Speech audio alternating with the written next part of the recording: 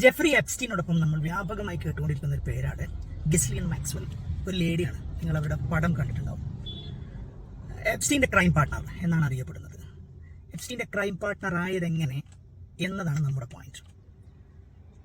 ഈ ഗിസ്ലിയൻ മാക്സ്വെല്ലിൻ്റെ പിതാവ് Robert Maxwell 1990 ദുരൂഹ സാഹചര്യത്തിൽ മരണപ്പെടുകയാണ്. ഈ റോബർട്ട് മാക്സ്വെല്ലിനെ കുറിച്ച് അമേരിക്കയിലെ എഴുത്തുകാരും പത്രപ്രവർത്തകരുമെല്ലാം ഒരു മൊസാദ് ഏജന്റാണ് എന്ന് വ്യാപകമായി പരാമർശിക്കപ്പെട്ടിട്ടുണ്ട്. അതേസമയം ഇസ്രായേൽ ഔദ്യോഗികമായിട്ട് അത് അംഗീകരിച്ചിട്ടില്ല. എന്നാൽ മാക്സ്വെൽ മരണപ്പെട്ട ഏതാനും ദിവസങ്ങൾക്കകം തന്നെ ഇസ്രായേലിൽ ഒരു സ്റ്റേറ്റ് ലെവൽ മരണാനന്തര ചടങ്ങ്, അതിൽ മൊസാദിന്റെ ഏറ്റവും സുപ്രധാന തലത്തിലിരിക്കുന്ന ഏജന്റുമാർ, ഇസ്രായേലി ഭരണകൂടത്തിൽ നിന്നുള്ള പ്രധാന ഉദ്യോഗസ്ഥന്മാർ എല്ലാം പങ്കെടുത്തിട്ടുള്ള ഒരു ഔദ്യോഗിക മരണാനന്തര ചടങ്ങ് സംഘടിപ്പിക്കുകയുണ്ടായി.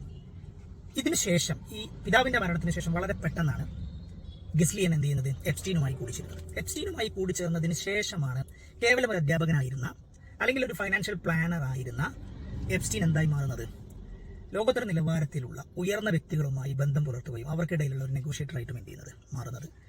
അതിലൂടെ ഒരു വലിയ സമ്പന്നനായിട്ടും എന്ത് ചെയ്യുന്നത് എപ്സ്റ്റീൻ അറിയപ്പെടുന്നത്. എപ്സ്റ്റീൻ ഫയൽസിലുള്ളവരെ നിങ്ങളൊന്ന് ശ്രദ്ധിച്ചു നോക്കൂ. ലോകത്തിൽ തന്നെ ക്രീമി ലെയർ സെക്ഷനിൽ ഉൾപ്പെടുത്താവുന്നവരാണ് 99% എപ്സ്റ്റീൻസ് ഫയൽസിൽ പരാമർശിക്കപ്പെട്ടവർ. എല്ലാവരും ലോകരാഷ്ട്രങ്ങളുടെ ഭരണാധികാരികൾ, ഏറെക്കുറെ ആളുകൾ, പലരും അതികോടീശ്വരന്മാരായിട്ടുള്ള ബിസിനസ്സുകാർ, ബിസിനസ് സ്ട്രാറ്റജിസ്റ്റുകൾ, ലോകരാജ്യങ്ങൾക്കിടയിലുള്ള പല കാര്യങ്ങളെയും നിയന്ത്രിക്കാൻ കേൾപ്പുള്ളവർ. ഇവരൊക്കെ ഒന്നിലധികം തവണ, പല തവണകളായിട്ട് എന്ത് ചെയ്തിട്ടുണ്ട്, ഇപ്പോൾ ഡൊണാൾഡ് ട്രംപ് ഉൾപ്പെടെയുള്ള ആളുകൾ പല തവണകളായിട്ടുണ്ടായിട്ടുണ്ട് എപ്സ്റ്റീൻ ഫയൽസിൽ പരാമർശിക്കപ്പെട്ടിട്ടുണ്ട്. എന്താണ് എപ്സ്റ്റീൻ കുപ്രസിദ്ധി ആർജിക്കുന്നത് എന്തിന്റെ പേരിലാണ്? പിഡോഫീലിയുടെ പേരിലാണ്. എപ്സ്റ്റീൻ ഈ പറഞ്ഞ ആളുകളെ മുഴുവൻ, നമ്മളിപ്പോഴും എപ്സ്റ്റീൻ എന്ന് പറയുന്നുണ്ട്, എന്നാൽ എപ്സ്റ്റീന്റെ ക്രൈം പാർട്ണർ ആയിട്ടുള്ള ഈ ഗിസ്ലിയൻ മാക്സ്വെൽ ആണ് പെൺകുട്ടികളെ റിക്രൂട്ട് ചെയ്യുന്നതിലും നേതാക്കന്മാരെ എപ്സ്റ്റീനുമായി കണക്ട് ചെയ്യുന്നതിലുമുള്ള ഒരു വലിയ ഒരു മൊബിലൈസിങ് ഫാക്ടറായിട്ട്, ഒരു മൊബിലൈസിങ് പവറായിട്ട് എന്ത് ചെയ്തിട്ടുള്ളത്, വർക്ക് ചെയ്തിട്ടുള്ളത്. ഇവിടെയാണ് മൊസാദ് എന്ന ഇസ്രായേൽ രഹസ്യാന്വേഷണ വിഭാഗം പ്രസക്തമാകുന്നത്. ലോകരാഷ്ട്രങ്ങൾ മുഴുവൻ നിയന്ത്രിക്കാൻ, ലോകരാഷ്ട്രങ്ങൾക്കിടയിലെ തീരുമാനങ്ങളെ നിയന്ത്രിക്കാൻ, ബിസിനസ് ടൈക്കൂണുകളെ കൺട്രോൾ ചെയ്യാൻ, അവരെ മാനിപ്പുലേറ്റ് ചെയ്യാൻ സാധ്യമാകുന്ന ഒരു ആയുധം ഡെവലപ്പ് ചെയ്യുകയും അത് വളരെ കൃത്യമായിട്ട് നടപ്പിലാക്കുകയും അത് തെളിവുകളായി സൂക്ഷിക്കുകയും, അതായത് സമ്പത്ത് കൊണ്ട് പ്രസിദ്ധരായിട്ടുള്ള ഡെവലപ്പിംഗ് രാജ്യങ്ങളിൽ നിന്നോ അല്ലെങ്കിൽ അണ്ടർ ഡെവലപ്ഡ് ആയിട്ടുള്ള രാജ്യങ്ങളുടെ ഒന്നും നേതാക്കന്മാരെയോ മറ്റൊന്നും നമ്മൾ എപ്സ്റ്റീൻ ഫയലിൽ എന്ത് ചെയ്യുന്നില്ല, കാണുന്നില്ല.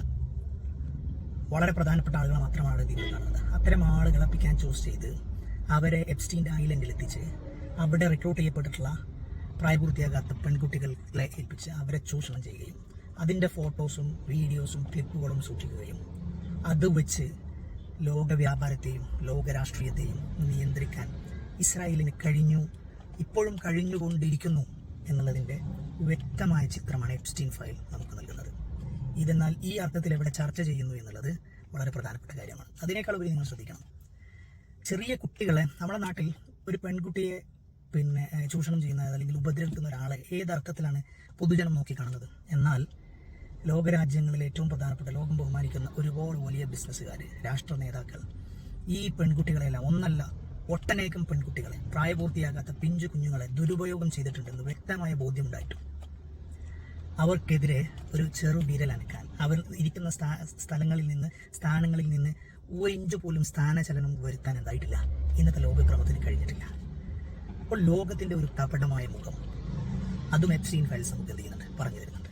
ഇതിനോടൊപ്പം ഇനി നമ്മൾ ഭയത്തോട് നോക്കി കാണേണ്ട മറ്റൊരു കാര്യമുണ്ട്. ഇന്നലെ ഡൽഹിയിലെ പോലീസ് കമ്മീഷണറിൽ നിന്ന് വന്ന ഒരു പ്രസ്താവന ഇന്ന് പത്രങ്ങൾ എന്ത് ചെയ്യുന്നുണ്ട്, റിപ്പോർട്ട് ചെയ്യുന്നുണ്ട്. ഡൽഹിയിൽ കഴിഞ്ഞ ഏതാനും ആഴ്ചകളായി മിസ്സായിക്കൊണ്ടിരിക്കുന്ന പെൺകുട്ടികളുടെയും, അത് പുരുഷന്മാരുമുണ്ട് സ്ത്രീകളുമുണ്ട്, എണ്ണം വളരെ കൂടുതലാണ്. ഇതൊരു ചോദ്യമായിട്ട് ഉന്നയിക്കുന്ന സമയത്ത് ഡൽഹി പോലീസ് കമ്മീഷണർ പറയുന്നതിൽ അത്ഭുതപ്പെടാനൊന്നുമില്ല. പഴയ കാലങ്ങളെ അപേക്ഷിച്ച് നോക്കുമ്പോൾ കണക്കുകൾ കമ്പാരിറ്റീവ്ലി കുറവാണ്. അതൊരു നോർമൽ സിനാരിയോ മാത്രമാണ്. കഴിഞ്ഞ ആഴ്ചയിൽ മാത്രം എനിക്ക് തോന്നുന്നു ഏകദേശം 56-57 ആളുകൾ ഏതാനും ആഴ്ചകൾക്കുള്ളിലായിട്ട് 200-ലധികം ആളുകൾ എന്തായിട്ടുണ്ട്, വളരെ പെട്ടെന്ന് ഡൽഹിയിൽ നിന്ന് മിസ്സായിക്കൊണ്ടിരിക്കുകയാണ്. അതിൽ പ്രായപൂർത്തിയാകാത്ത കുട്ടികളുമുണ്ട്, 30-35-40%. മറ്റൊരു എപ്സ്റ്റീൻ ഫയൽ രൂപപ്പെടാനുള്ള സാധ്യതയാണ്, അല്ലെങ്കിൽ ഇന്ത്യ കേന്ദ്രീകരിച്ച് മറ്റൊരു മൊസാദിന്റെ അതല്ലെങ്കിൽ ഇസ്രായേലിന്റെ പല തന്ത്രങ്ങളും ഇന്ത്യയിൽ സംഘപരിവാർ ഫാസിസം വളരെ വിജയകരമായിട്ട് ഇതായിട്ടുണ്ട്, പരീക്ഷിച്ച് വിജയിച്ചു.